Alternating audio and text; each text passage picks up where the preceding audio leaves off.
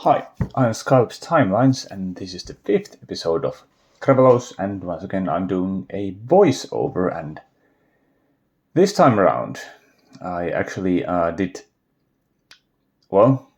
two things. I changed the road layout, especially regarding the highway system. I just wanted to, you know, sort of make those more important roads to sort of stand out, to create a more visible road hierarchy. So as you can see, I already did remove the interchanges over there, and then I will make an elevated road that goes from there, through the where it used to be. So that's kind of like my way to do highways. I decided, at least in this gameplay. I kind of feel like that it sort of helps me that it is visible to sort of manage things. And yeah, and also the fact that there were that highway in the south had two gravel roads, both of which emerged from the a one-way highway that I cannot change yet. It kind of felt like cheating, because then it meant that because there were the old highways that were one way, it also made kind of like a one-way streets, those gravel roads, but now I actually merged them into one. But yeah, mostly it's kind of like visible, but also I noticed that it kind of like lacked that, definitely highway-ish or more important road over there going through things. So yeah, in the next episode I might actually even make a separate highway, so to speak, for the industrial places, so that they would have their own intersection, or maybe not, who knows. I also, quite soon, I think it will happen, I'm about to use the in-game tools to sort of make the some sort of traffic management, which wasn't exactly necessary at this point, I think, but for fun, I guess, or to prepare the future. Okay, there you can see that happening. So that is definitely the priority road, is the highway over there, and then the secondary highway that goes to up north, the one that I just built, and so on. And then also the more important through roads that goes there and doesn't have the zoning beside them. Obviously, we'll have priority as well. Once the traffic actually starts to accumulate, when the population rises up, I'm definitely going to deep dive into this mechanism more, because it's probably the only tool that I can use, only tool that is to a degree effective besides the city planning. Obviously, this is, if anything, this is about city planning. So I'm really testing those skills. Yeah, I think I'm now going to. Oh yeah, there were still these interchanges, but this doesn't take too long. I noticed that there is a huge demand for the industrial. So before expanding things to get more residential or anything like that, I just wanted to.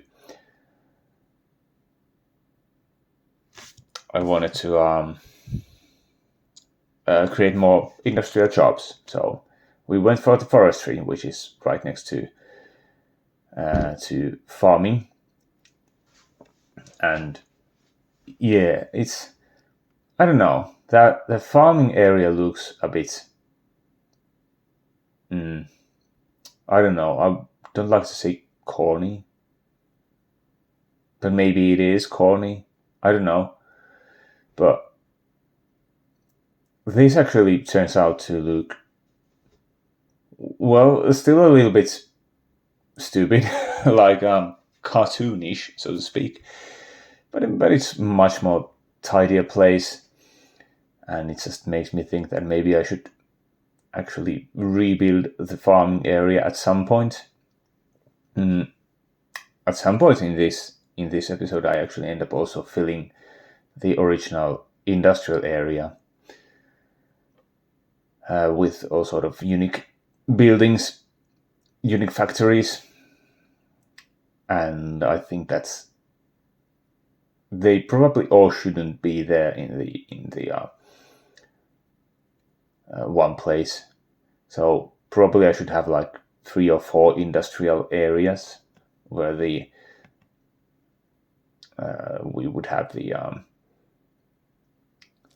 unique factories, and then probably like 4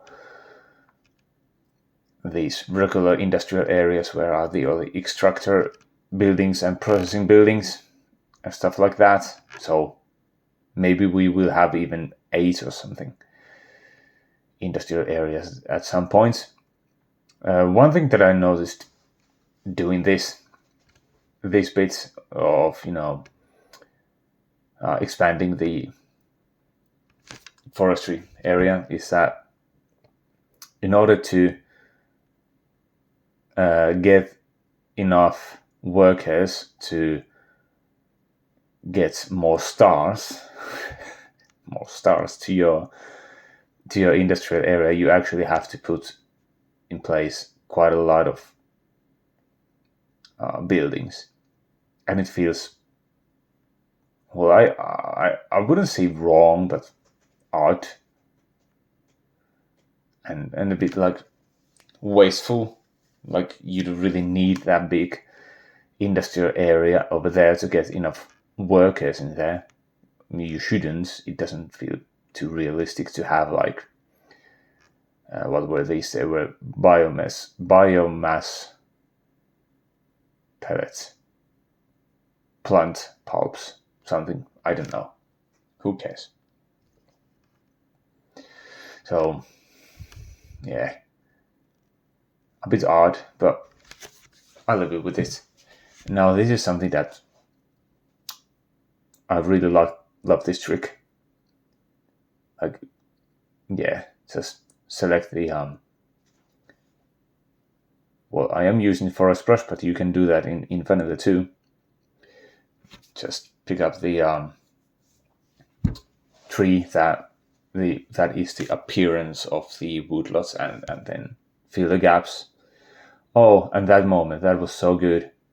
So good to have the geothermal plants to get more electricity. It means that I don't have to think about the electricity in a long time in the future, and I could actually get rid of some of the old things. I think well, this is something that always seems to happen to me in these cities that I start with regularly, like where I have to unlock everything one at a time. That the original, what are those windmills actually stick with me, because they kind of feel like that they are the landmarks of this place. It always happens to me, and I'm pretty sure that it happens to a lot of you as well. Yeah, the rest of the episode is actually pretty much just trying to expand the industrial area, the forestry industry over here, and also just adding those unique factories to the original industrial area. So there's really not too much about it. So Yeah, I guess I will return to you at the end of the episode.